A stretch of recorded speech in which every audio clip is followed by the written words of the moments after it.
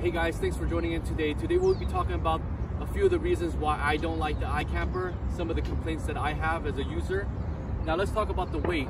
It comes in at a whopping 160 pounds. It's one of the heaviest rooftop tents in the market. Nonetheless, it is a hard shell and it is aerodynamic. It is very heavy, so you will need at least 2 people to lift it on, and you will see your mile per gallon drop when you have this on.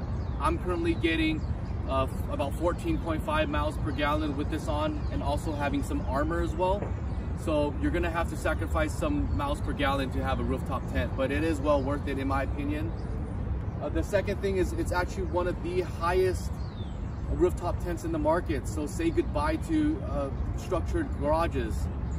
You know, it's puffy, it holds all your sleeping bags and pillows inside, but it does take up a lot of space, and it is very wide as far as footprint goes. So you sacrifice a little bit, but that's also a complaint that I have with the iKamper.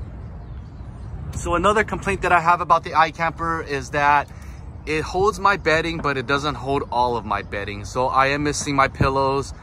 This is a 0-degree rated sleeping bag, dual sleeping bag at that.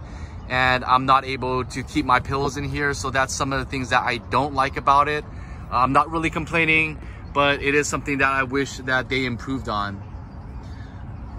Another thing that I don't like about the iKamper is this clear plastic view that you're supposed to be able to see the stars with. You cannot see anything through it at night. It's just all for aesthetics. I know it gives some good sunlight to get into the tent, but it doesn't really work as its purpose of night stargazing. And I'm sure after some usage and weathering, it's going to even get more cloudy and hard to see through. So that is one of the things that I wish they've changed out.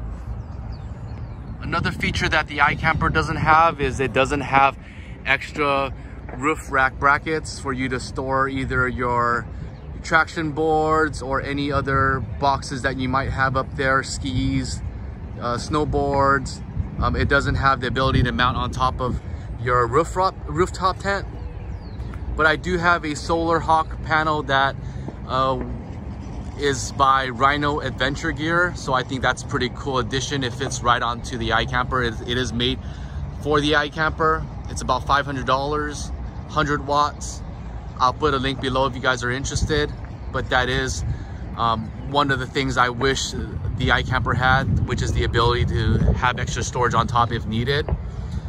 And lastly, the iKamper is expensive. It comes in at $4,200 for the Rocky Mountain finish.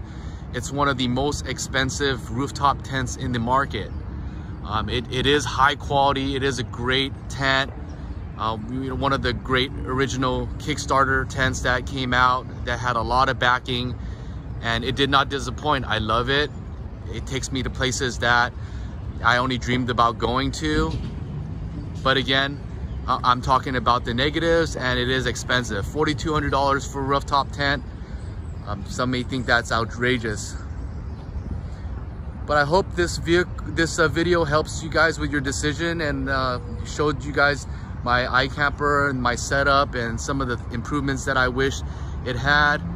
But if you guys have any questions, make sure you guys leave it below, and do me a favor, hit the subscribe button so I can keep videos coming along.